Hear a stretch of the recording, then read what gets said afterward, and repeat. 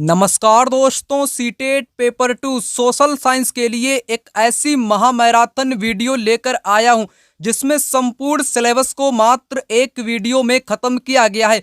यह video CTET social science के लिए एक मोस्ट इम्पोर्टेंट वीडियो होगी क्योंकि history, geography, polity and pedagogy के टॉप लेवल के क्वेश्चन मात्र एक वीडियो में खत्म किए गए हैं। चलिए इस वीडियो को यहाँ पर शुरू करते हैं। पहला क्वेश्चन यहाँ पर कहता है कि भूराजस्व के कौन से समझौते में राजाओं और तालुकदारों को जमींदारों के रूप में मान्यता दी गई? स्थायी समझौता, पट्टीदारी समझौता, रैयतवारी समझौता या महलवारी समझौता? इस क्वेश्चन का राइट आंसर होगा स्थायी समझौता। यहाँ पर ये क्वेश्चन बहुत इंपॉर्टेंट है। हर बार एग्जाम में स्थायी समझौता से क्वेश्चन पूछा जाता है और महलवारी समझौता या व्यवस्था से संबंधित क्वेश्चन एग्जाम में पूछा जाता है। सबसे पहले आपको यहाँ पर बताना चाहूँगा, जो स्थायी बंदोबस्त है इसको किसने लागू किया था? इसको 1793 में लॉर्ड कॉर्नवालिस जो था उसने इसको लागू किया था। 1793 में स्थायी बंदोबस्त को लागू किया था लॉर्ड कॉर्नवालिस ने। स्थायी बंदोबस्त में जो कर था वो कैसा था? स्थायी था, इसलिए इसका नाम स्थायी बंदोबस्त या समझौता रखा गया था। ये समझौता आपका कहाँ पर लागू किया गया था? पूर्वी भारत में, बंगाल में लागू किया गया था इसको। बंगाल हो गया, उड़ीसा हो गया, बिहार हो गया, उस वाले क्षेत्र में इसको 1793 में लॉर्ड कॉर्नवालिस के द्वारा इसको लागू किया गया था।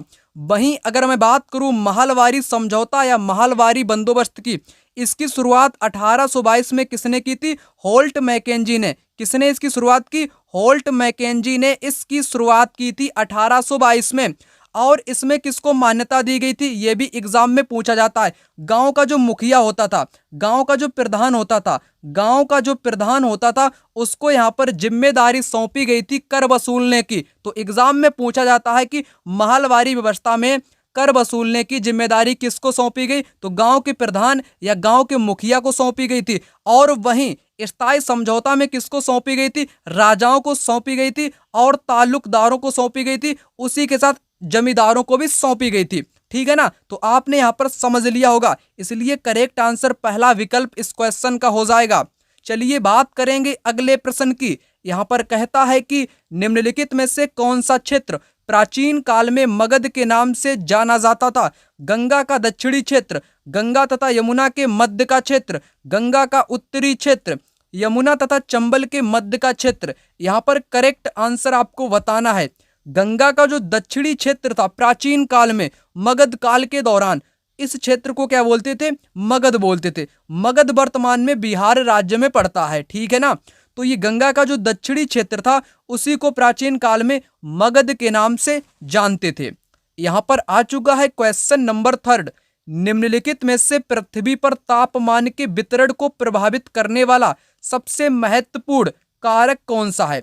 पार्थिव विकिरण, समुद्र से दूरी, सूर्यातपन या सूर्यातप, सौर विकिरण? करेक्ट आंसर आपको बताना है। करेक्ट आंसर यहाँ पर तीसरा विकल्प हो जाएगा, सूर्यातपन। सूर्यातपन को सूर्याताप भी बोलते हैं। क्या बोलते हैं? सूर्याताप भी इसी को बोलते हैं। यह क्या होता है?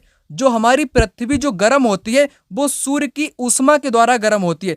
जब पृथ्वी पर जो सूर्य की ऊष्मा आती है पृथ्वी उसको रोक लेती है, वही क्या कहलाता है? सूर्यातप कहलाता है या सूर्यतपन कहलाता है। पृथ्वी ऊष्मा को रोक लेती है, ऊर्जा को रोक लेती है। ठीक है ना?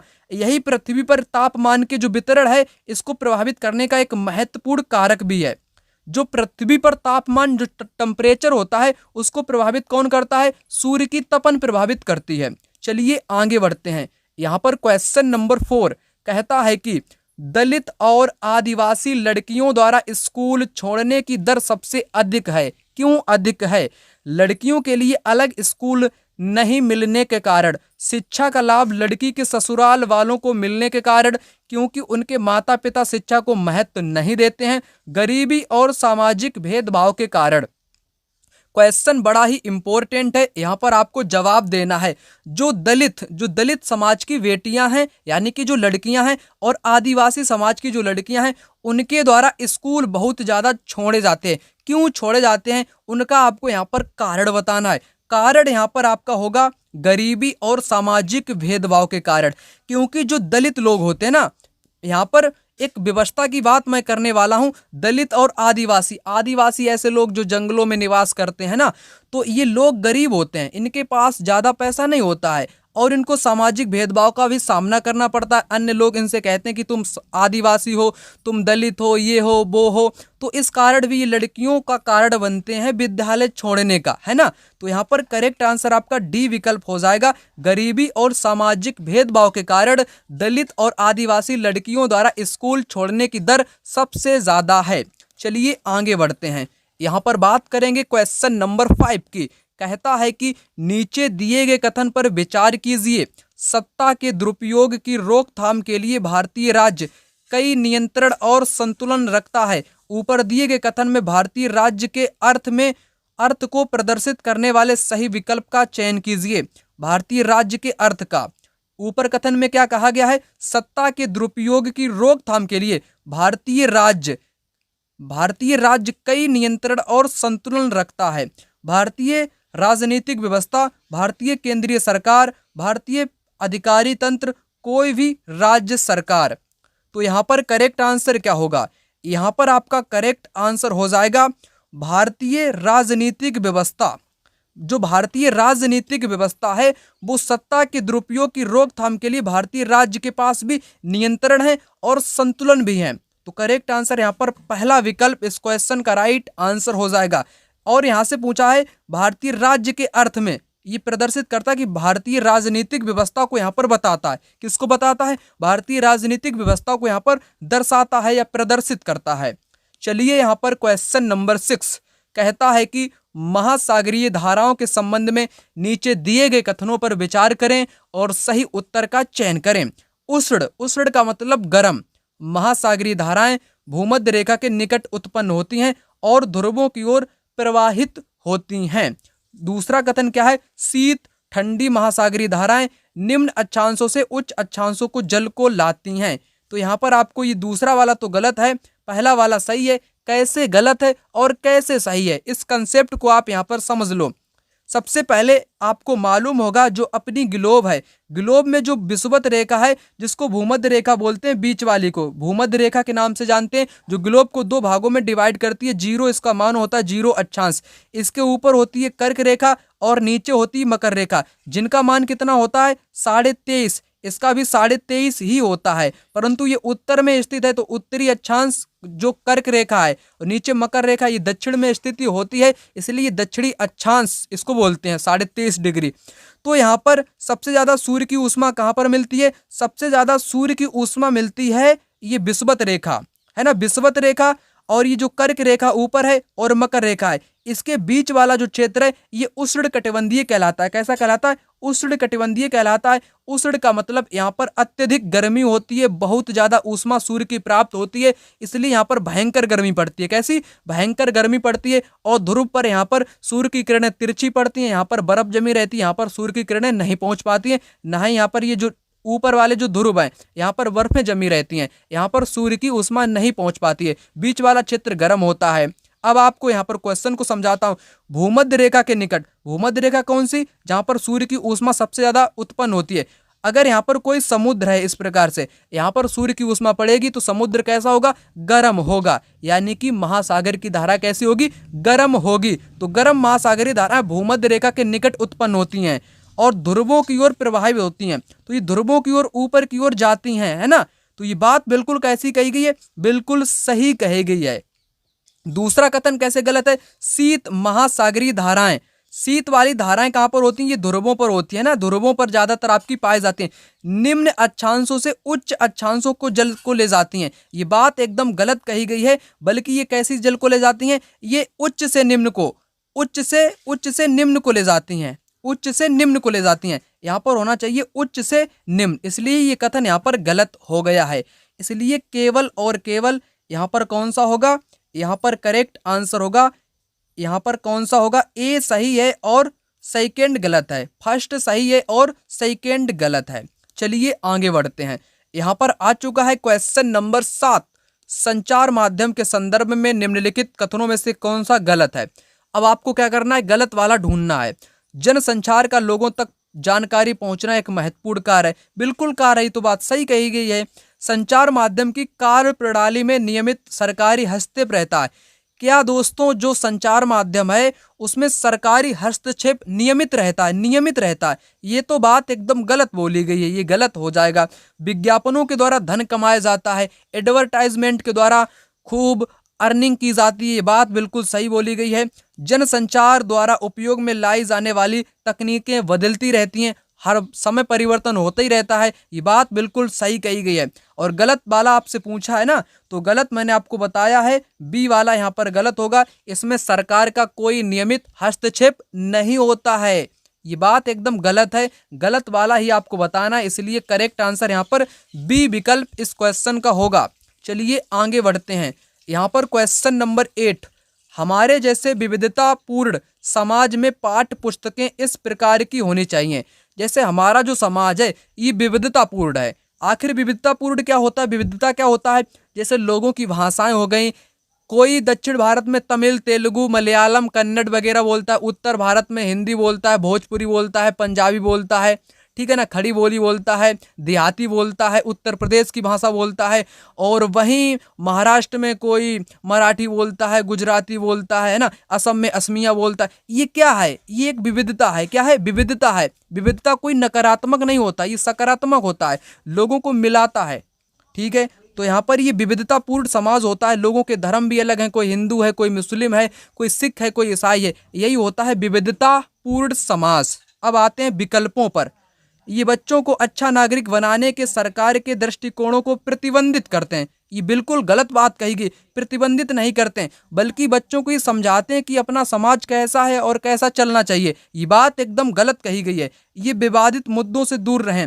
मुद्दों से कैसे दूर रहें, ये भी बात यहाँ पर कैसी है, ये भी बात यहाँ पर गलत है। सभी क्षेत्रों व सामाजिक समूहों का उनसे जुड़ाव हो, ये बात एकदम कैसी हो सकती है, बिल्कुल सही हो सकती है।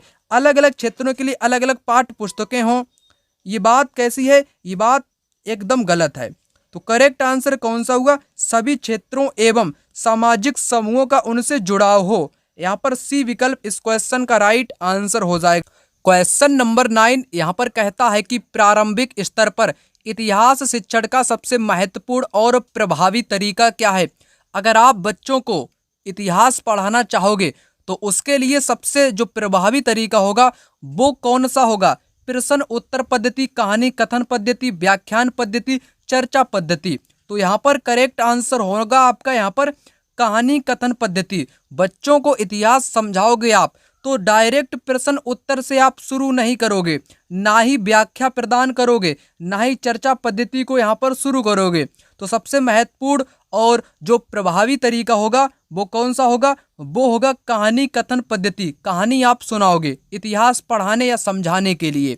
चलिए आगे बढ़ते हैं। यहाँ पर क्वेश्चन नंबर 10 कहता है कि सामाजिक विज्ञान के विषयों के अध्ययन का महत्व इसलिए है क्योंकि बच्चे इससे क्या करते हैं? सामाजिक विज्ञान जो है, सोशल साइंस जो है, ये महत्वपूर्ण क्यों है? क्यों इसका महत्व है आपको बताना है। लोकतंत्र के बारे में विस्तार से सीख सकते हैं।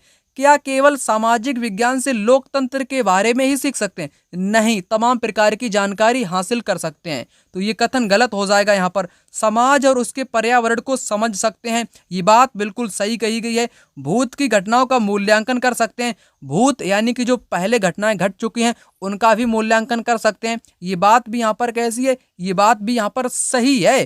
प्राकृतिक संसाधनों को संरक्षित भी कर सकते हैं, तरीके जानकर, ये बात कैसी है, एकदम सही है। परंतु आपको सबसे उपयुक्त वाला कथन बताना है ना, तो सबसे उपयुक्त जो कथन होगा समाज और उसके पर्यावरण को समझ सकते हैं। जो एसएसटी होती है उसमें हम लोग भौगोलिक मुद्दे, राजनैतिक मुद्दे, पर्यावरण के मुद्दे, इस सारे प्रकार के मुद्दों का अध्ययन करते हैं। तो इस प्रकार निष्कर्ष निकल कर आता है कि समाज और उसके पर्यावरण को हम लोग समझ सकते हैं। चलिए आगे बढ़ते हैं।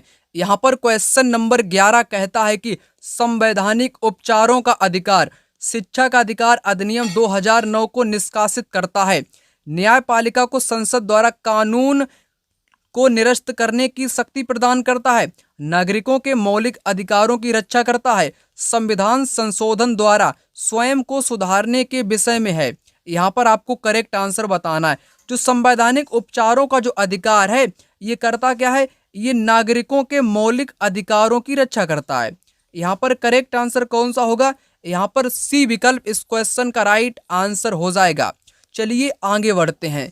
यहाँ पर क्वेश्चन नंबर 12, हिंदू उत्तराधिकारी संशोधन अधिनियम 2005 मृतक पिता की संपत्ति में समान अधिकार प्रदान करता है पत्नी, पुत्र, पुत्रों, पुत्र पुत्रियों को। यहाँ पर करेक्ट आंसर आपको बताना है। चलिए आपको यहाँ पर बताता हूँ। 2005 का जो हिंदू अधिनियम लागू किया गया है, उसमें अगर किसी पत्नी के पति की मृत्यु हो जाती है तो उसकी जो संपत्ति है, उस संपत्ति पर उस पत्नी का हक होगा और उसके पुत्र का हक होगा।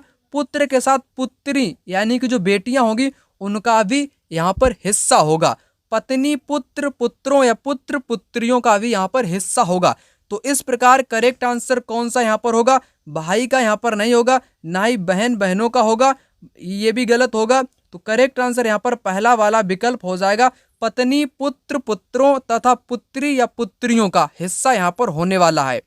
आगे 13 नंबर का क्वेश्चन, दिए गए लक्षणों ए और बी के आधार पर ऊर्जा स्रोत की पहचान करें। यह एक परंपरागत ऊर्जा का स्रोत है। यह ऊर्जा स्रोत तब निर्मुक्त होती है जब अपरिष्कृत तेल को धरातल पर लाया जाता है। मोम, बायोगैस, प्राकृतिक गैस, भूतापीय ऊर्जा। यहाँ पर परंपरागत आपको बताना है। परंपरागत का मतलब क्या होता है, परंपरागत का मतलब होता है ऐसे स्रोत जिनका एक बार इस्तेमाल कर लो बस खत्म, ठीक है ना।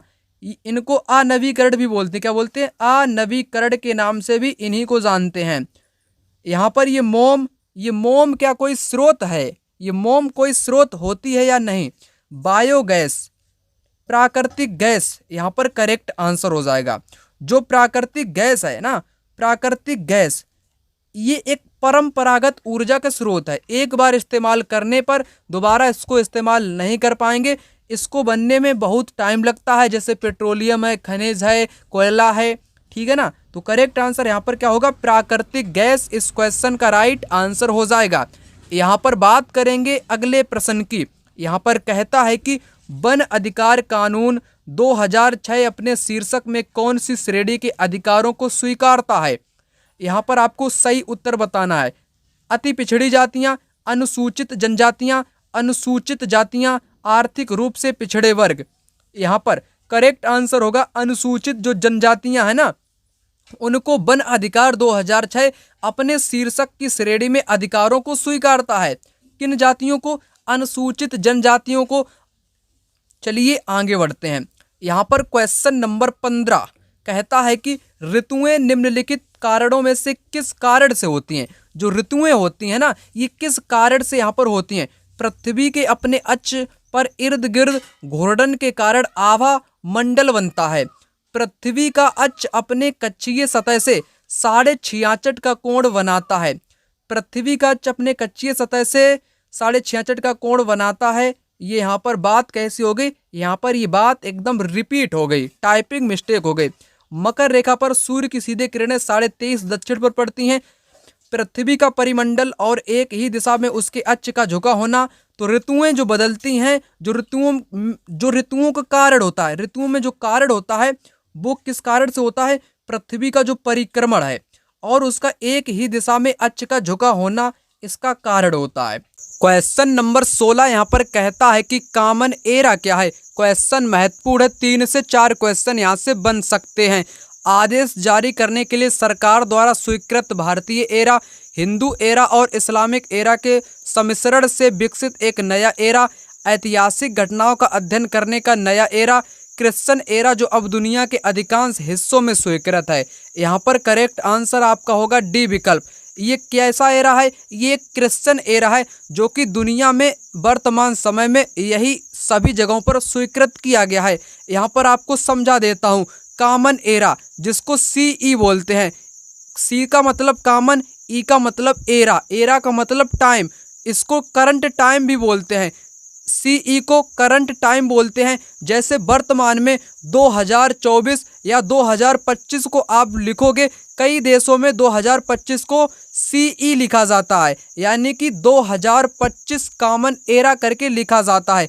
आपको पता होगा BC BC का मतलब होता है बिफोर क्राइस्ट, यानी कि ईसा पूर्व। ईसा मसीह के जन्म के पहले का समय क्या कहलाता है?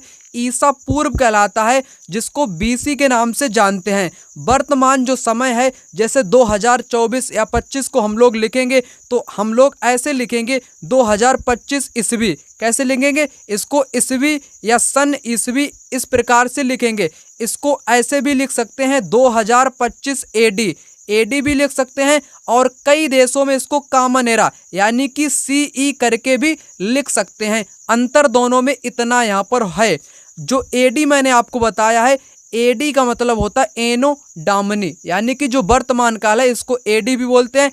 कहीं कहीं देशों में जहाँ पर ईसाई धर्म को अपना के रखा है वहाँ पर इसको CE यानी कि कॉमन एरा को जानते हैं। ये जो टाइम है ये वर्तमान समय को बताता है, ठीक है ना, वर्तमान समय को बताता है। जैसे 2025 को AD भारत में लिखा जाता है, अन्य देशों में भी लिखा जाता है, और कई जो क्रिश्चियन देश हैं वहाँ पर 2025 CE करके लिखा जाता है। अंतर केवल इतना ही है, जिसको मैंने आपको समझा दिया, इसलिए करेक्ट आंसर D यहाँ पर हो जाएगा। चलिए बात करेंगे यहाँ पर क्वेश्चन नंबर 17 की। सभी भारतीयों को मतदान का अधिकार होना चाहिए, चाहे उनका सामाजिक आर्थिक स्तर कुछ भी हो। यह विचार किसके द्वारा रखा गया? Mahatma Gandhi, doctor Rajendra Prasad, BR Ambedkar, Jawaharlal Nehru. यहाँ पर आ चुका है क्वेश्चन नंबर 18। कहता है कि संविधान के किस अनुच्छेद के अंतर्गत अप्रस्तुतता के कारण किसी अयोग्यता को लागू करना कानून के अनुसार एक दंडनीय अपराध है? ये क्वेश्चन बड़ा ही महत्वपूर्ण है। अप्रस्तुतता का जो उन्मूलन किया गया है वो अनुच्छेद 17 में, किसमें? अनुच्छेद 17 में अप्रस्तुतता का उन्मूलन किया गया है। ये क्वेश्चन महत्वपूर्ण है। चलिए आगे बढ़ते हैं। यहाँ पर 19 नंबर का क्वेश्चन कहता है कि पृथ्वी को भू-आव के रूप में क्यों वर्णित किया जाता है? निम्नलिखित में से विकल्प A पृथ्वी की 2/3 सतह जल से ढकी हुई है, B जीवन के लिए अनुकूल परिस्थितियां केवल पृथ्वी पर पाई जाती हैं, ये ध्रुवों के पास थोड़ी चपटी है, पृथ्वी ना तो अधिक गर्म है और ना ही अधिक ठंडी है। आपसे पूछा क्या है? आपसे पूछा है पृथ्वी को भू-आव के रूप में क्यों वर्णित करते हैं? भू-आव यानी कि जियोइड, जियोइड के रूप में क्यों वर्णित करते हैं? पृथ्वी को भू-आव इसलिए कहते हैं क्योंकि ये जो पृथ्वी के जो ध्रुव हैं ऊपर वाले, ये ध्रुव कैसे हैं? ध्रुव इसके चपटे हैं। ध्रुव कैसे हैं? ध्रुव इसके चपटे हैं, और बीच में ये कैसी है? बीच में उभरी हुई है, इसीलिए पृथ्वी को भू-आव बोलते हैं। यहाँ पर करेक्ट आंसर होगा, ये ध्रुवों के पास कैसी है? चपटी है। ठीक है, चलिए आगे बढ़ते हैं। आगे यहाँ पर है क्वेश्चन 20। कहता है कि आईने अकबरी के विषय में निम्नलिखित कथनों में से कौन सा सही है? आईने अकबरी वाला क्वेश्चन हर बार एग्जाम में पूछा जाता है। सबसे ज़्यादा कंफ्यूज हो जाते हैं यहाँ पर विद्यार्थी, वो मैं आपको यहाँ पर बता दूंगा, जिससे कि आप कभी भी कंफ्यूज नहीं होगे। यहाँ पर आईने अकबरी, एक बात मैं आपको यहाँ पर बताना चाहूँगा, ये अकबर से संबंधित है। यहाँ पर करेक्ट आंसर जो होगा वो यहाँ पर कौन सा होगा? वो यहाँ पर पहला वाला आंसर हो जाएगा। ये अकबर के प्रशासन के विविध पहलुओं के विषय में संपन्न सांख्यिकी विवरण प्रस्तुत करती है। चलिए अब आपको यहाँ पर बताता हूँ। आईने अकबरी ये थर्ड पार्ट है। किसका थर्ड पार्ट है? ये अकबरनामा ग्रंथ का थर्ड पार्ट है।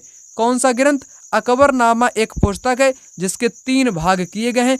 तीसरे वाले भाग को आईने अकबरी कहते हैं। पहले वाले भाग में अकबर का पूर्वज का वर्णन है, दूसरे में अकबर की शासन की घटनाएं हैं, वहीं तीसरे में पद, वेतन, सैनिक रख रखाव और विविध पहलुओं के विषय में ये सांख्यिकी विवरण प्रस्तुत करती है आईने अकबरी। अकबरनामा को लिखा किसने है? अबुल फजल ने लिखा है। किसने? अबुल फजल ने लिखा है, जो कि अकबर का कौन था? एक दरबारी लेखक कह लो या उसका करीबी मित्र कह लो। किसको? अबुल फजल को। तो मैंने आपको यहाँ पर बता दिया, ठीक है ना। अकबरनामा ग्रंथ मैंने आपको बताया, ये 3 पार्टों में डिवाइड है। पहले पार्ट में पूर्वज का वर्णन है और दूसरे में शासन की घटनाओं का वर्णन है। तीसरे को क्या बोलते हैं? तीसरे को आईने अकबरी बोलते हैं, जिसके बारे में मैंने आपको यहाँ पर बता दिया है, ठीक है ना। तो पहला विकल्प यहाँ पर करेक्ट आंसर हो जाएगा। और ये तीसरा भाग है, तीसरा भाग है। चलिए आगे बात करते हैं। Question number 21। वायुमंडल की निम्नलिखित परतों में से कौन सी परत हवाई जहाज उड़ाने के लिए आदर्श है? किसको उड़ाने के लिए? हवाई जहाज या वायुयान उड़ाने के लिए वायुमंडल की कौन सी परत उपयुक्त मानी जाती है? तो वो परत मानी जाती है समताप मंडल। 2-3 क्वेश्चन यहाँ से पूछे गए हैं, तो ये मंडल वाला बहुत महत्वपूर्ण है। सभी के सभी मंडल आपको यहाँ पर बताता हूँ। जैसे समताप मंडल जो है यहाँ पर करेक्ट आंसर हो ही जाएगा। और इसमें ओजोन लेयर पाई जाती है। क्या पाई जाती है? ओजोन लेयर इसी में पाई जाती है, इसलिए इसको ओजोन परत के नाम से भी जानते हैं। इसमें मौसम वाली कोई घटना नहीं होती है। घटना नहीं होती है, नहीं होती है मौसम वाली घटना। क्या नहीं होती है? मौसम वाली कोई घटना नहीं होती है। ये एकदम स्वच्छ होता है, मौसम से मुक्त होता है, इसलिए हवाई जहाज उड़ाने के लिए आदर्श मानी जाती है। यही इसका मुख्य कारण है। अब मैं आपको मध्य मंडल की बात बताऊंगा। यहाँ पर उल्का पिंड आने पर जल जाता है। ये क्वेश्चन पूछा जाता है बार बार। उल्का पिंड आने पर जल जाता है किस परत में? तो मध्य मंडल में, जिसको मेसोस्फीयर के नाम से भी जानते हैं। यहाँ पर उल्का पिंड जल जाता है। ताप मंडल, ताप मंडल जिसको थर्मोस्फीयर भी बोलते हैं, इसको आयन मंडल भी बोलते हैं। क्या बोलते हैं? इसको आयन मंडल भी बोलते हैं। ठीक है ना। यहीं पर रेडियो वाली तरंगे जो होती हैं वही परावर्तित होती हैं ताप मंडल में। किसमें? ताप मंडल में परावर्तित होती हैं। इसको बाह्य मंडल भी बोलते हैं। क्या बोलते हैं? बाह्य, क्या बोलते हैं? बाह्य मंडल भी इसी को ही बोलते हैं। अब मैं आपको बताऊंगा क्षोभ मंडल। यही वो मंडल है जिसको मौसमी परिवर्तन कह लो या मौसम वाली परत के नाम से भी जानते हैं। इसमें मौसम वाली घटनाएं होती हैं। कैसी घटनाएं? मौसम की घटनाएं इसी में होती हैं। आंधी तूफान, ओला बारिश, सब कुछ क्षोभ मंडल में ही होता है। ठीक है, ये सारी जानकारियां मैंने आपको यहाँ पर बता दी। करेक्ट आंसर भी मैंने आपको बता दिया। समताप मंडल यहाँ पर हो जाएगा। क्वेश्चन नंबर 22, गौतम बुद्ध ने पहला प्रवचन दिया था प्रयाग में, लुम्बिनी में, गया में या सारनाथ में? तो इन्होंने सबसे पहला जो अपना क्या दिया था, प्रवचन कह लो या उपदेश कह लो ना, तो इन्होंने सारनाथ में सबसे पहले अपना प्रवचन या उपदेश दिया था। चलिए आगे बढ़ते हैं। यहाँ पर क्वेश्चन नंबर 23, भारत के निम्नलिखित राज्यों में से एक राज्य में हड़प्पा के नगरों की सबसे बड़ी संख्या में मिले हैं। तो हड़प्पा वाला क्वेश्चन भी 1-2 आपसे पूछे ही जाते हैं, तो ये भी महत्वपूर्ण है क्योंकि NCERT में एक टॉपिक दिया गया है आरंभिक नगर करके। ठीक है ना, तो वहाँ से क्वेश्चन पूछे जाते हैं। जब अपना भारत स्वतंत्र हुआ ना, तो भारत में सबसे ज़्यादा जो हड़प्पा के नगर देखने को मिले वो सबसे ज़्यादा गुजरात में ही देखने को मिले। और अधिकांश जो हड़प्पा के स्थल हैं वो पाकिस्तान में भी पड़ते हैं। ठीक है ना, जैसे मोहनजोदड़ो हो गया, सिंधु हो गया, ये अभी वर्तमान में पाकिस्तान में पड़ते हैं। तो ये महत्वपूर्ण है आपकी परीक्षा के लिए। गुजरात यहाँ पर करेक्ट आंसर होगा। गुजरात में कौन कौन से स्थल हैं? एक तो लोथल है, लोथल को बंदरगाह भी बोलते हैं ना, हड़प्पा का बंदरगाह लोथल को बोलते हैं। लोथल आपके कहाँ पर है? गुजरात में है, ये भी आपको याद रखना है। हरियाणा में कौन सा है? हरियाणा में वनावली। कौन सा? वनावली हरियाणा में है। और राखीगढ़ी, कौन सा दोस्तों? राखीगढ़ी भी कहाँ पर है? ये भी हरियाणा में है। और पंजाब में क्या है? पंजाब में रोपड़, पंजाब में रोपड़ है। ये महत्वपूर्ण है आपकी परीक्षा के लिए। तो ये जानकारियां आपको होनी चाहिए क्योंकि मिलान वाला भी क्वेश्चन पूछा जा सकता है, इसलिए मैंने आपको यहाँ पर बता दिया। करेक्ट आंसर गुजरात हो जाएगा। यहाँ पर क्वेश्चन नंबर 24, रक्षक मेखला की एक विधि है। ये रक्षक मेखला क्या होती है? ये दोस्तों मृदा संरक्षण की विधि है। किसकी? मृदा संरक्षण की विधि है। जो मृदा कटाव होता है ना, उसको रोकने की एक विधि है। रक्षक मेखला का विधि जो प्रयोग किया जाता है, ये किया जाता है मृदा संरक्षण में। पवन की जो गति होती है, पवन की, यहाँ पर लिखना चाहूँगा, पवन की गति की रोकथाम के लिए, पवन की गति को रोकने के लिए किस विधि का इस्तेमाल किया जाता है? वो विधि आपकी कहलाती है रक्षक मेखला। जब पवनें बहुत तेज से बहती हैं तो अपने साथ उपजाऊ मृदा या भूमि को उड़ा ले जाती हैं, इसलिए भूमि बंजर हो जाती है। उसको बचाने के लिए रक्षक मेखला विधि का इस्तेमाल किया जाता है, पवन की गति को कम करने के लिए या नियंत्रित करने के लिए या रोकने के लिए क्वेश्चन पूछा गया है। इसलिए मैं आपको सारी की सारी जानकारियाँ वक्त वक्त पर यानी कि क्वेश्चन के साथ साथ देता जा रहा हूँ। ठीक है ना, तो करेक्ट आंसर यहाँ पर डी विकल्प हो जाएगा। 25 नंबर का क्वेश्चन यहाँ पर कहता है कि सी के जानू एक बहुत प्रतिष्ठित हैं पटकथा लेखक, मानव विज्ञानी, आदिवासी कार्यकर्ता, पर्यावरणविद। करेक्ट आंसर आपको यहाँ पर बताना है। सी के जानू ये बहुत प्रतिष्ठित क्या है, ये एक प्रकार के क्या है, ये एक आदिवासी कार्यकर्ता है। क्या है, ये एक आदिवासी कार्यकर्ता है। यहाँ पर करेक्ट आंसर होगा। यहाँ पर बात करेंगे क्वेश्चन नंबर 26 की। मुगल वास्तुशिल्प मिश्रण है तुर्की व अफगान शैलियों का, तुर्की फारसी का, अरब भारतीय या फारसी भारतीय शैलियों का। करेक्ट आंसर होगा यहाँ पर डी विकल्प, फारसी और प्लस भारतीय शैलियों का मिश्रण है मुगल वास्तुकला। जो मुगल वास्तुकला है ये फारसी के साथ साथ भारतीय शैलियों का भी मिश्रण इसमें पाया जाता है। क्वेश्चन नंबर 27 यहाँ पर कहता है कि राष्ट्रीय पाठचर्या की रूपरेखा 2005 यह सुझाव देती है कि नागरिक शास्त्र की जगह राजनीतिक विज्ञान शब्दावली का प्रयोग किया जाए, क्योंकि राजनीतिक विज्ञान एक अध्ययन क्षेत्र के रूप में वैश्विक रूप से स्वीकृत है। पहला ही वाला यहाँ पर करेक्ट आंसर हो जाएगा। पहला वाला यहाँ पर करेक्ट आंसर होगा, क्योंकि जो राजनीतिक विज्ञान एक अध्ययन क्षेत्र के रूप में वैश्विक रूप से स्वीकृत है। पॉलिटिकल साइंस यहाँ पर करेक्ट आंसर होगा। चलिए यहाँ पर 28 नंबर का क्वेश्चन कहता है भारत का वर्णन करने के लिए विविधता में एकता मुहावरे का निर्माण किसने किया। ये क्वेश्चन इसी वर्ष एग्जाम में पूछा गया था और पिछले 2-3 वर्षों में भी पूछा गया है, यानी कि ये 3 से 4 बार एग्जाम में अब तक क्वेश्चन पूछा जा चुका है। तो इम्पोर्टेंट क्वेश्चन है आपके लिए। तो विविधता में एकता का मुहावरा किसने दिया था, ये दिया था चाचा नेहरू ने। जवाहरलाल नेहरू जी ने ये नारा दिया था या मुहावरा दिया था, विविधता में एकता। चलिए आगे बढ़ते हैं। आगे यहाँ पर क्वेश्चन है 29 नंबर का।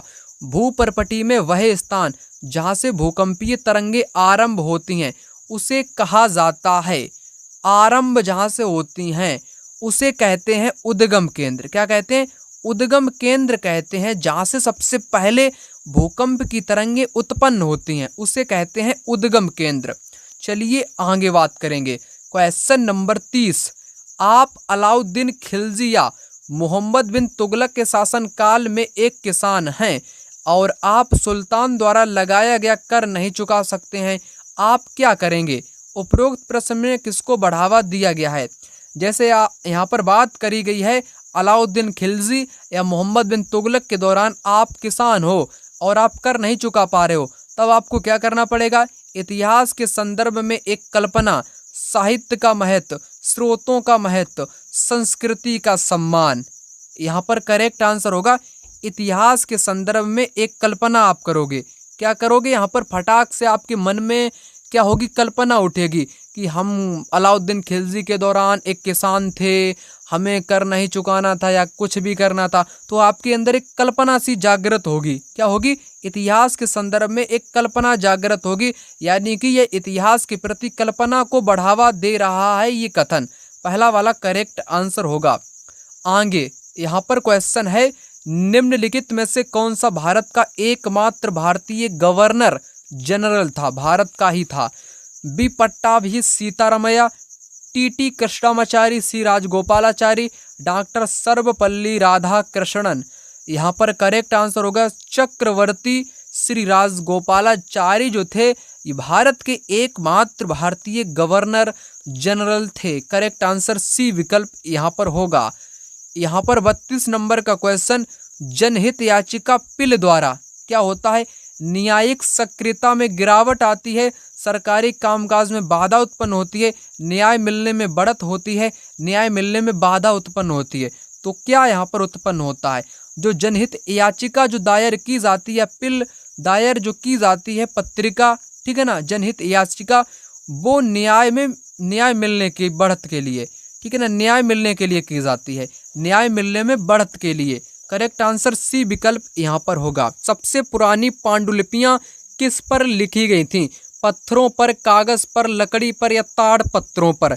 तो सबसे जो पुरानी पांडुलिपियां थी ये ताड़ पत्रों पर लिखी गई थी, ताड़ पत्रों पर लिखी गई थी। भुर्ज नामक जो पेड़ था उसकी छाल पर लिखी गई थी, भुर्ज नामक पेड़ की छाल पर ये पांडुलिपियां सबसे पहली लिखी गई थी। तो यहाँ पर पांडुलिपि की बात करी गई है, मैनोस्क्रिप्ट की बात करी गई है, जो हाथों से लिखी जाती थी वो भुर्ज नामक पेड़ की छाल पर लिखी जाती थी, ताड़पत्रों पर लिखी जाती थी।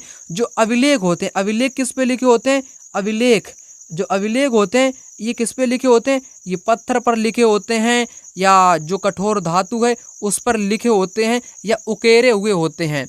ठीक है, ये बात मैंने आपको बता दी। अभिलेख पत्थर या कठोर धातु की सतह पर खुदे होते हैं, वहीं पांडुलिपियां ताड़पत्रों या भुर्ज नामक पेड़ की छाल पर लिखी होती हैं। ये महत्वपूर्ण है, दोनों ही चीज़ें जो मैंने आपको यहाँ पर बताई हैं। यहाँ पर ताड़पत्र करेक्ट आंसर इस क्वेश्चन का होगा। यहाँ पर अगला प्रश्न है, सामाजिक विज्ञान शिक्षण को प्रभावी बनाने के लिए आवश्यक होगा।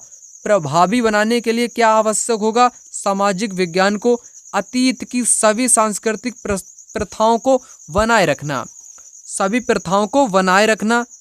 आगे यहाँ पर क्या है? साहित्यिक स्रोतों का समालोचनात्मक विश्लेषण करना, चाहे वे कितने भी पुराने हों। सभी गैर शाब्दिक स्रोतों का निष्कासन करना। आगे स्रोतों के ट्राइएग्यूजेशन त्रिकोणीय को प्रमुखता देना। यहाँ पर एक वाक्य आपका गलत है, सभी गैर शाब्दिक स्रोतों का निष्कासन करना। निष्कासन करना, बाहर निकालना, ये गलत होते हैं ना, तो यहाँ पर सी आपका गलत होगा। जिन जिन में सी लगा होगा वो ऑप्शन यहाँ से आपका कट जाएगा, उसको आप काट दो, बचेगा डी वाला। डी यहाँ पर करेक्ट आंसर होगा, बी डी। इस क्वेश्चन का राइट आंसर क्या होगा?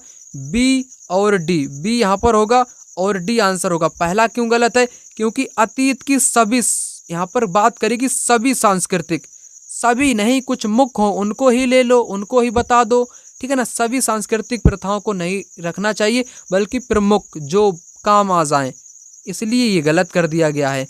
तो बी डी यहाँ पर करेक्ट आंसर होगा इस क्वेश्चन का, बी और डी। चलिए आगे बढ़ते हैं। आगे यहाँ पर क्वेश्चन है 38 नंबर का, स्वतंत्र भारत के अंतिम गवर्नर जनरल कौन थे? स्वतंत्र भारत के, तो स्वतंत्र भारत के अंतिम गवर्नर जनरल जो थे वो थे माउंटबेटन। कौन थे? माउंटबेटन थे। आगे यहाँ पर क्वेश्चन है 39 नंबर का, भूमध्य रेखा नहीं गुजरती है, कहाँ से नहीं गुजरती है? उत्तरी अमेरिका से होकर के, दक्षिणी अमेरिका से होकर के, अफ्रीका से होकर के, उपयुक्त में से कोई एक महाद्वीप। यहाँ पर क्वेश्चन का आंसर आपको बताना है, भूमध्य रेखा कहाँ से होकर के नहीं गुजरती है, ठीक है, नहीं गुजरती है, नहीं आपसे पूछा है, तो ये अफ्रीका से होकर के गुजरती, ये बात एकदम सही यहाँ पर हो जाएगी। ये आपकी उत्तरी अमेरिका से होकर के नहीं गुजरती है ना, उत्तरी अमेरिका से होकर के नहीं गुजरती है, दक्षिणी अमेरिका से भी होकर के गुजरती है, इसलिए यहाँ पर करेक्ट आंसर कौन सा होगा? पहला वाला होगा, उत्तरी अमेरिका से। यहाँ पर क्वेश्चन नंबर 40 कहता है कि निम्नलिखित में से कौन सा कथन अफ्रीका के बारे में सही है? अफ्रीका के बारे में आपको सही बताना है। यहाँ पर करेक्ट आंसर सी विकल्प होगा। यही एक ऐसा महाद्वीप है जिससे होकर कर्क रेखा, विषुवत रेखा और मकर रेखाएं, जो तीनों रेखाएं हैं वो यहीं से होकर के गुजरती हैं। ये बात आपको याद कर लेनी है, क्योंकि ये क्वेश्चन 2 से 3 बार एग्जाम में पूछा गया है। कर्क रेखा, विषुवत रेखा और मकर रेखाएं किस महाद्वीप से होकर के गुजरती हैं? तो अफ्रीका महाद्वीप से होकर के गुजरती हैं। चलिए आगे यहाँ पर क्वेश्चन की बात करूँगा 41 नंबर के, निम्नलिखित में से कौन सा सृजनात्मक चिंतन का अनिवार्य गुण है? सृजनात्मक आपको बताना है, अभिसारी, उत्पादक, मनन या निगमन। यहाँ पर करेक्ट आंसर होगा उत्पादक। उत्पादक यानी कि उत्पन्न करना, किसी चीज को बनाना यानी कि सृजन करना। सृजन का मतलब होता है किसी चीज का निर्माण करना। सृजनात्मक चिंतन का अनिवार्य गुण क्या होना चाहिए? उत्पादक होना चाहिए। ठीक है, ये बिल्कुल बात यहाँ पर करेक्ट बैठेगी उत्पादक के साथ। चलिए यहाँ पर 42 नंबर का क्वेश्चन कहता है कि कक्षा 6 की इतिहास की पाठ्य पुस्तक के प्रत्येक पाठ की शुरुआत एक युवा लड़की या लड़के के द्वारा की गई है। आपके विचार में पाठ्य पुस्तक निर्माता द्वारा यह रणनीति क्यों अपनाई गई है? क्वेश्चन का मतलब है, जैसे ही आप इतिहास की पुस्तक पढ़ते हो, पुस्तक में शुरुआत जो की गई है वो एक युवा लड़की या युवा लड़के से की जाती है। यह ऐसा क्यों किया गया है? क्यों किताब लिखने वाले ने ऐसा किया है? आपको बता देना है। यह दिखाना कि लड़के व लड़कियां इतिहास का अध्ययन कर सकते हैं। यह बताना कि प्रस्तावना कैसे दी जा सकती है। पाठ की विषय वस्तु का मूल्यांकन करना, विद्यार्थियों में पूछताछ तथा खोज की भावना को विकसित करना। तो यहाँ पर यही वाला करेक्ट आंसर होगा। विद्यार्थियों में पूछताछ तथा खोज की भावना को विकसित करने के उद्देश्य से ये शुरुआत की जाती है। युवा लड़का या लड़कियों के द्वारा पहले पाठ या चैप्टर की शुरुआत की जाती है। पूछताछ और खोज क्षमता विकसित हो सके, इसलिए डी विकल्प यहाँ पर करेक्ट आंसर होगा। यहाँ पर 43 नंबर का क्वेश्चन कहता है कि उत्पादों की ब्रांडिंग करने से क्या होता है। उत्पादों की ब्रांडिंग करने से इनकी बिक्री बढ़ जाती है, बाजार में उपलब्ध दूसरे उत्पादों से ये भिन्न करता है, उपभोक्ताओं के लिए आकर्षक बन जाता है, उपभोक्ताओं को खुदरा मूल्य पर छूट मिलती है। यहाँ पर जो ब्रांडिंग होती है, उत्पादों की जो ब्रांडिंग करी जाती है वो इसलिए की जाती है जो बाजार में अन्य वस्तुएं हैं उन वस्तुओं से ये वस्तु अलग दिख सके, ब्रांड वाली अलग दिख सके। बाजार में उपलब्ध दूसरे उत्पादों से भिन्न करता है, ब्रांड वाली वस्तु अलग ही दिखती है। तो यहाँ पर बी विकल्प इस क्वेश्चन का राइट आंसर होगा। क्वेश्चन नंबर 44, 8वीं कक्षा के 4 बच्चों ने व्यर्थ सामग्री से कुछ रचनात्मक वस्तुएं बनाने को कहा। व्यर्थ सामग्री से कार्य पूरा होने पर शिक्षक ने निम्नलिखित टिप्पणियां की। इस सूचना के आधार पर अधिक संरचनात्मक बच्चे को चुनिए। अब आपको करना क्या है, अधिक संरचनात्मक वाले बच्चे को चुनना है, जिसने अच्छी रचनात्मक मतलब की रचना करी हो, उस बच्चे को आपको यहाँ पर चुनना है। थोड़े से मार्गदर्शन से ही बहुत अच्छी चीजें बना सकता है। कौशल से परिपूर्ण तथा व्यर्थ सामग्री को उत्पादक वस्तुओं में बदलने की दृष्टि दिखता है या रखता है। अधिकांश समय कल्पना का प्रयोग, महंगी सामग्री का प्रयोग न करने के प्रति सचेत, शिक्षक के साथ निरंतर चर्चा करता है और हर कदम उसकी स्वीकृति लेता है। यहाँ पर जो आपको रचनात्मक जो बच्चा दिख रहा है उसको पहचानना है। यहाँ पर मेरे हिसाब से करेक्ट आंसर क्या होगा, यहाँ पर करेक्ट आंसर आपका जो होगा वो हो जाएगा कौशल से परिपूर्ण तथा व्यर्थ सामग्री को उत्पादक वस्तुओं में बदलने की दृष्टि रखता है। ये वाला यहाँ पर करेक्ट आंसर आपका बी विकल्प यहाँ पर हो जाएगा। चलिए बात करेंगे अगले प्रश्न की। यहाँ पर क्वेश्चन नंबर 45, इतिहास का अध्यापन निम्नलिखित में से किस पर केंद्रीभूत होना चाहिए। जो हिस्ट्री है उसका जो अध्यापन किया जाता है उसका केंद्र बिंदु क्या होना चाहिए, केंद्र किस पर होना चाहिए, आपको यहाँ पर बताना है। बहुप्रदर्शनों की संकल्पना और ऐतिहासिक विविधता के भाव का निर्माण। यहाँ पर एक शब्द आया है बहुप्रदर्शनों की संकल्पना, इसलिए ये कथन यहाँ पर गलत हुआ। बहुत से प्रदर्शनों की संकल्पना नहीं बतानी चाहिए, ये बात एकदम गलत है। विद्यार्थियों को ऐतिहासिक परिप्रेक्ष्य में रहने की परिकल्पना के लिए प्रोत्साहित करना और अनुभवों के साथ जोड़ना, ये तो सही बात है। तो यहाँ पर केवल और केवल बी करेक्ट आंसर इस क्वेश्चन का हो जाएगा। चलिए आगे बढ़ते हैं। आगे यहाँ पर है 41 नंबर का क्वेश्चन। तंती, मोमिन और देवंग समुदाय में लगे हुए थे। लकड़ी के काम में, बर्तन बनाने के काम में, चमड़े के काम में या बुनने के काम में। यहाँ पर करेक्ट आंसर होगा बुनने, यानी कि बुनकर समुदाय था। कैसा समुदाय था, ये बुनकर समुदाय था। तंती, मोमिन, देवंग। चलिए आगे बढ़ते हैं। 42 नंबर का क्वेश्चन यहाँ पर कहता है कि भारतीय संविधान के अनुसार भारतीय धर्मनिरपेक्ष राज्य के बारे में निम्नलिखित कथनों में से कौन सा कथन गलत है। अब आपको करना क्या है, यहाँ पर गलत कथन की पहचान कर लेनी है। यहाँ पर कौन सा गलत होगा आपको बताना है। राज्य सरकारी संस्थानों को धर्म विशेष विशिष्ट मूल्यों को प्रदर्शित करने और प्रोन्नति की अनुमति प्रदान करता है, ये गलत है। जो धर्मनिरपेक्ष राज्य होगा वो किसी भी धर्म को, विशिष्ट धर्म को प्रोन्नति यानी कि उसकी प्रशंसा या उसको आगे बढ़ाने की कोशिश नहीं करेगा, ये बात गलत है। गलत आपको बतानी है, तो मेरे हिसाब से पहले ही वाला यहाँ पर करेक्ट आंसर हो जाएगा, ठीक है ना। और बाकी ये सभी सही दिए गए हैं। किसके बारे में, भारतीय धर्मनिरपेक्ष राज्य के बारे में आपसे गलत पूछा है ना, तो गलत यहाँ पर पहले ही वाला दिया गया है, इसलिए पहला वाला यहाँ पर करेक्ट आंसर हो जाएगा। चलिए यहाँ पर बात करेंगे 43 नंबर के क्वेश्चन की।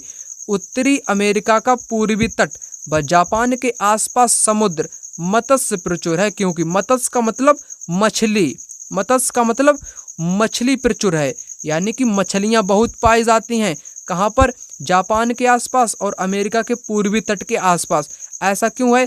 तट के साथ गर्म धारा बहती है, गर्म व ठंडी धाराओं का मिलन होता है, तट के साथ ठंडी धारा बहती है, दंतुरित तटीय क्षेत्र।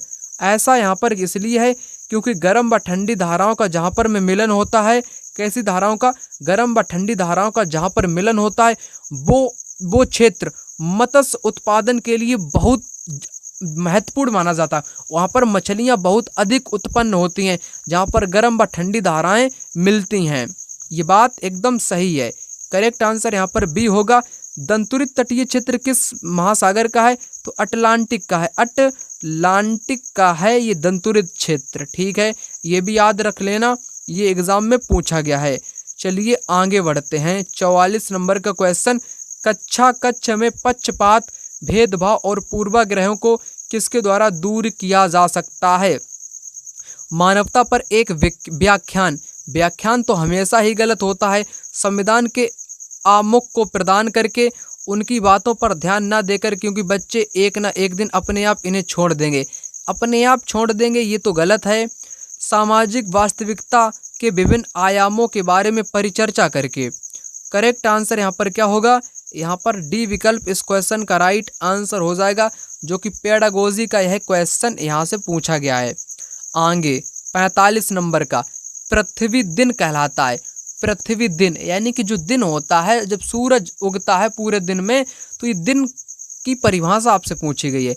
जितने समय तक सूर्य पृथ्वी पर एक विशेष स्थान पर चमकता है। ग्रीनविच का मानक समय पृथ्वी द्वारा अपने अक्ष पर घूमने में लिया गया समय, पृथ्वी द्वारा सूर्य के चारों ओर परिक्रमा में लिया गया समय। यहाँ पर करेक्ट आंसर होगा पृथ्वी द्वारा अपने अक्ष पर घूमने में लिया गया समय। ठीक है ना, जो कि दिन कहलाता है। दिन क्या कहलाता है? दिन कहलाता है। ये यहाँ पर करेक्ट आंसर हो जाएगा। ठीक है ना, करेक्ट आंसर हो जाएगा। चलिए आगे बढ़ते हैं। आगे यहाँ पर क्वेश्चन है 46 नंबर का, निम्नलिखित में से कौन भ्रंतोस्त पर्वत का उदाहरण आपसे पूछा है, कौन है? यहाँ पर करेक्ट आंसर होगा बाससेज पर्वत।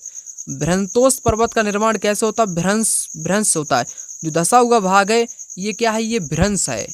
यानी जब पर्वतों में दबाव पड़ता है तो कुछ भाग पर्वत का नीचे धस जाता है, वही भ्रंश पर्वत बन जाता है। तो बाससेज पर्वत कैसा है? ये एक भ्रंश पर्वत है। हिमालय कैसा है? हिमालय यूराल पर्वत, यूराल पर्वत जो है उसी की श्रेणी में आता है, यानी कि ये युवा पर्वत है। कैसा पर्वत है? युवा पर्वत है, और ये बलित पर्वत है। ठीक है ना, हिमालय कैसा पर्वत है? युवा बलित पर्वत है, ये बलित पर्वत है। अल्पेशियन भी बलित की श्रेणी में आता है, यूराल भी आपके बलित पर्वत की श्रेणी में आता है।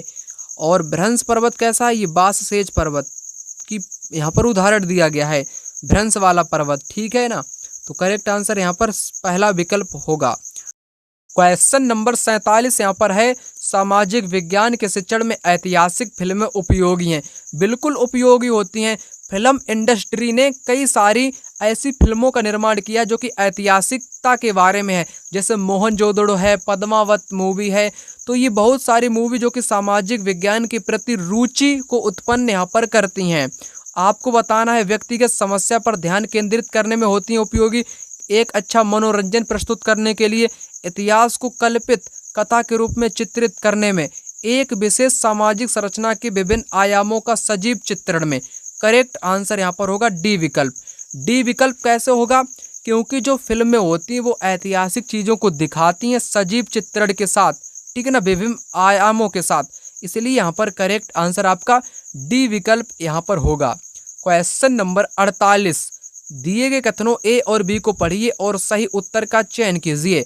मैं आप लोगों के लिए बहुत सारे क्वेश्चन कराता हूं, बिल्कुल कम टाइम में आपको कराता हूं। कोई भी टीचर आपको इतनी जल्दी में इतने सारे क्वेश्चन नहीं कराएगा। वो 1 घंटे में मात्र 15 से 20 ही क्वेश्चन कराता है। हर टीचर को मैंने देखा है 1 घंटे में कितने क्वेश्चन कराता है? मात्र 15 से 20 ही क्वेश्चन कराता है। मैं आपको यहाँ पर 60 के 60 क्वेश्चन कराता हूँ। यहाँ पर आपको क्या करना है, 2 कथन है और उनके बारे में आपको यहाँ पर बताना है। आलोचनात्मक सोच, धारणाओं के निर्माण तथा विचारों के अनुप्रयोग और विस्तार को बढ़ावा देती है। ये बात बिल्कुल करेक्ट कही गई है। जो क्रिटिकल थिंकिंग होती है वो धारणाओं को और जो विचार होते हैं उनके विस्तार को बढ़ावा प्रदान करती है। सही बात है।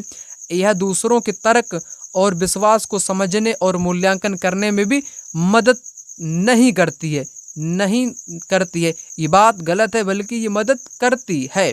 करेक्ट आंसर यहाँ पर होगा आपका ए सही और बी गलत। यहाँ पर डी विकल्प करेक्ट आंसर होगा।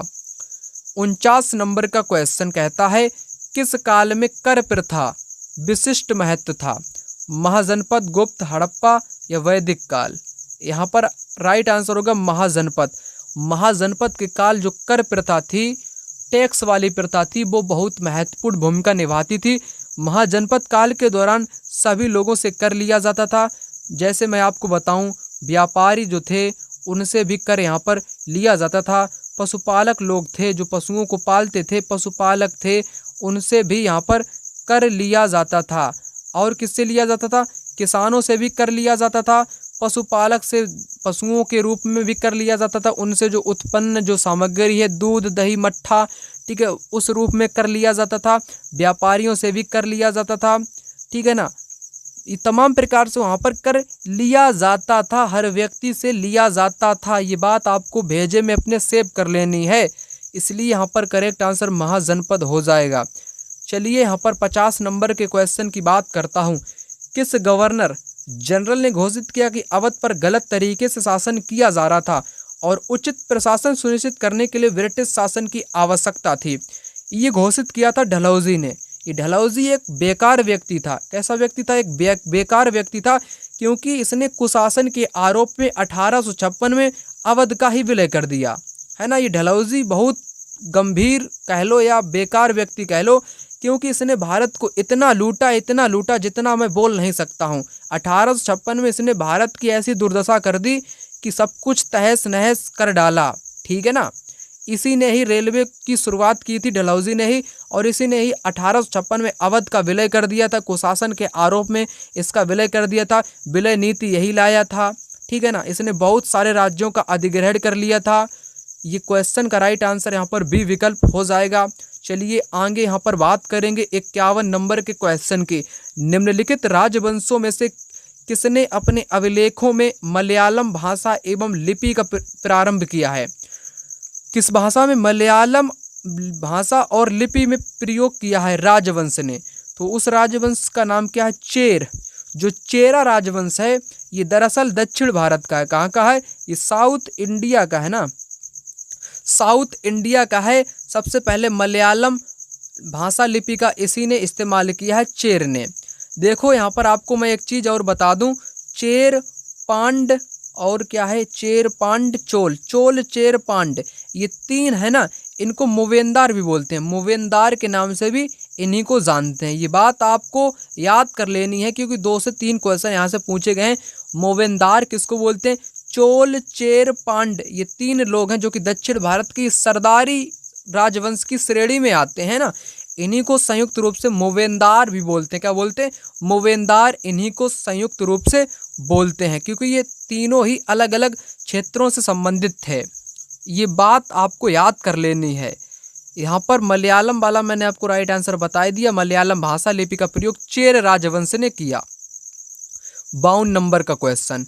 भारतीय बहुलतावादी समाज में सामाजिक विज्ञान की पाठ्य पुस्तकों को बहुसंख्यक की राय को प्रदर्शित करना चाहिए। विवादास्पद इस मुद्दों से बचना चाहिए, बचना नहीं चाहिए। विवाद वाले मुद्दे हों चाहे ना हो, तो ऐसे मुद्दों से बचना नहीं चाहिए, बल्कि उनका सामना करना चाहिए, मुकाबला करना चाहिए। सरकार के विचारों को प्रदर्शित करना चाहिए। सभी धर्मों और सामाजिक समूहों को शामिल करना और उनका प्रतिनिधित्व करना, यही करेक्ट आंसर यहाँ पर हो जाएगा। डी विकल्प इस क्वेश्चन का राइट आंसर यहाँ पर हो जाएगा। सभी धर्मों का यहाँ पर क्या करना चाहिए? शामिल करना चाहिए और उनका प्रतिनिधित्व करना चाहिए बहुलतावादी समाज में। किसमें? भारत के बहुलतावादी समाज में। आगे क्वेश्चन है यहाँ पर 53 नंबर का। ईस्ट इंडिया कंपनी के शासन के दौरान किस राजस्व बंदोबस्त के अंतर्गत राजस्व एकत्र करने और उसे कंपनी की अदा करने की जिम्मेदारी गांव के मुखिया को दी गई? तो शुरुआत में ही मैंने आपको बताया था, गांव के मुखिया को जिम्मेदारी किसमें सौंपी गई थी, तो ये सौंपी गई थी महालवारी बंदोबस्त में, जिसको 1822 में शुरू किया था होल्ट मैकेंजी ने। किसने? होल्ट मैकेंजी नामक का एक व्यक्ति था, उसने शुरू किया था 1822 में महलवारी बंदोबस्त, जो कि उत्तर भारत में लागू की गई थी। कहाँ पर? उत्तर भारत में इसको लागू किया था। चलिए आगे बात करेंगे।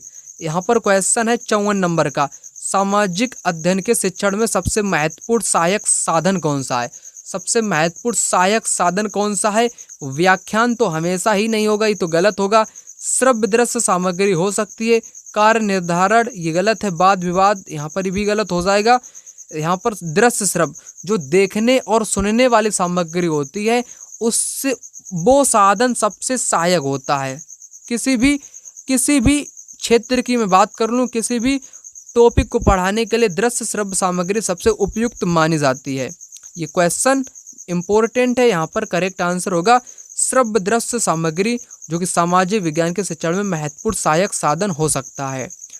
55 नंबर का क्वेश्चन यहाँ पर है, निम्नलिखित में से किस संदर्भ में समय रेखा का सबसे उपयुक्त होगा? समय रेखा, जो काल रेखा होती है ना, टाइम पीरियड वाली लाइन, वो क्यों महत्वपूर्ण है इतिहास में? किसी राजवंश का सारांश प्रस्तुत करने में, यह बात बिल्कुल करेक्ट कही गई है। तो पहले ही वाला यहाँ पर करेक्ट आंसर इस क्वेश्चन का हो जाएगा। किसी राजवंश का सारांश प्रस्तुत करने के लिए समय रेखा महत्वपूर्ण होती है। 56 नंबर का क्वेश्चन, मानव इतिहास में निम्नलिखित में से कौन सी अवधि सबसे लंबी है? तो पूरा पाषाण काल सबसे लंबी अवधि मानी गई है। 57 नंबर का क्वेश्चन, निम्नलिखित में से कौन सा कार्य राज्य सरकार का है? स्टेट गवर्नमेंट का कौन सा यहाँ पर वर्क बताया गया है, उसको आपको बताना है। नई दिल्ली और वास्को डी गामा के बीच में नई गाड़ी चलाना, ये केंद्र सरकार का काम है, इसलिए ये गलत होगा। 1000 के नोट का नया डिज़ाइन कौन लागू करेगा? क्या सरकार लागू, या क्या राज्य सरकार लागू करेगी, या केंद्र सरकार? तो आपका जवाब होगा कि केंद्र सरकार इसको यहाँ पर लागू करेगी, ना कि राज्य सरकार। इसलिए ये भी यहाँ पर गलत होगा। पाकिस्तान और बांग्लादेश के बीच शांतिपूर्ण संबंध बनाने के लिए क्या उत्तर प्रदेश जाएगा, या बिहार जाएगा, या बंगाल जाएगा? नहीं, इसके लिए केंद्र सरकार को जाना पड़ेगा, है ना। तो इसलिए ये केंद्र सरकार के ये काम यहाँ पर हैं। ये तीनों के तीनों किसके काम हैं? ये केंद्र सरकार, सेंट्रल गवर्नमेंट के काम यहाँ पर बताए गए हैं। जबकि 10वीं कक्षा में बोर्ड परीक्षा को बंद करना या चालू करना, कुछ भी करना, ये राज्य सरकार के हाथों में होता है। बोर्ड का एग्ज़ाम कराना, स्टेट बोर्ड, है ना, तो ये किसका काम होता है? ये होता है राज्य सरकार का काम। 10वीं कक्षा में बोर्ड परीक्षा को बंद कराना यहाँ पर करेक्ट आंसर हो जाएगा। 58 नंबर का क्वेश्चन कहता है कि एक शिक्षक का सामाजिक विज्ञान के विषय को संपादित करने की भूमिका पर क्या करना चाहिए? सामाजिक विज्ञान के विषय को संपादित यानी कि एडिट करने पर क्या भूमिका होनी चाहिए? शिक्षक सभी शिक्षार्थियों की गरिमा को अवश्य सुनिश्चित करे और संवेदनशीलता के साथ चर्चा को शुरू करे। शिक्षक लड़कों के साथ तथ्यों और लड़कियों की भावनाओं पर अवश्य बल दे। ये बात गलत कही गई है। क्यों गलत है मैं आपको यहाँ पर बताऊंगा।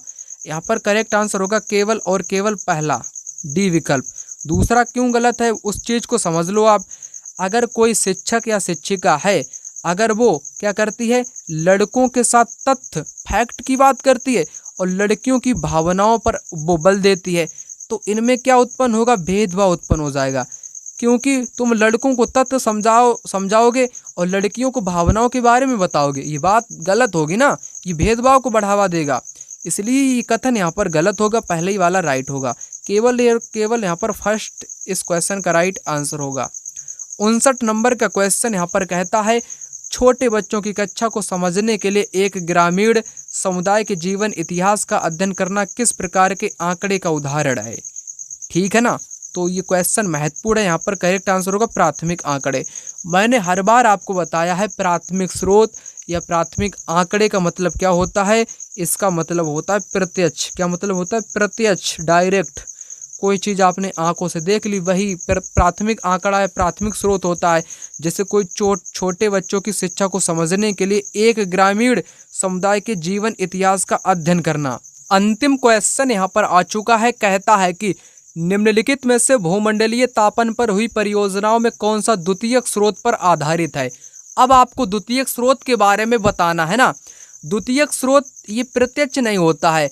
जैसे कोई पुस्तक है ना NCERT की, आप उसको पढ़ रहे हो तो वो द्वितीयक है। जो पहले घटनाएं घटित हो चुकी हैं आप उसको अब पढ़ रहे हो तो वही होता है ना द्वितीयक। आंखों देखा हुआ जो प्रत्यक्ष होता है वो प्राथमिक में आता है। जो घटनाएं पहले ही घट चुकी हैं आप उसको अब वर्तमान में पढ़ रहे हो बीती हुई घटनाओं को, वो द्वितीयक स्रोत में सम्मिलित होती हैं। अब आपको द्वितीयक वाला आपको बताना है जो पहले ही हो चुका हो परंतु प्रत्यक्ष ना हो।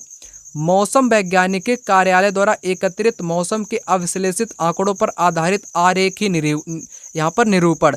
तो ये तो मौसम वाली एकदम कैसी खबर यहाँ पर बताई गई है, एकदम ये ताजी खबर बताई गई है कि मौसम वैज्ञानिक के कार्यालय द्वारा। तो ये तो आपका प्राथमिक में आएगा ना, आपको द्वितीयक वाला बताना है तो ये यहाँ पर आपका नहीं होगा। एक पुस्तक में उल्लिखित मौसम में हुए परिवर्तनों पर आधारित चर्चा।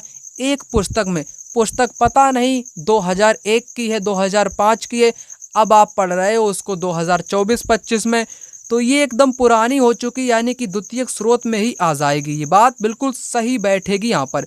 भूमंडलीय तापन पर चित्रों का कोलोज बनाना ये बिल्कुल गलत है, ये भी यहाँ पर गलत है। साक्षात्कार या ये तो प्रत्यक्ष आपका हो जाएगा, ये तो प्राथमिक में आ जाएगा ना, ये तो आपके प्राथमिक स्रोत में आएगा। द्वितीयक आपको बताना है ना, तो द्वितीयक आपका होगा बी विकल्प। मैंने आपको बता दिया प्राथमिक और द्वितीयक दोनों के बारे में।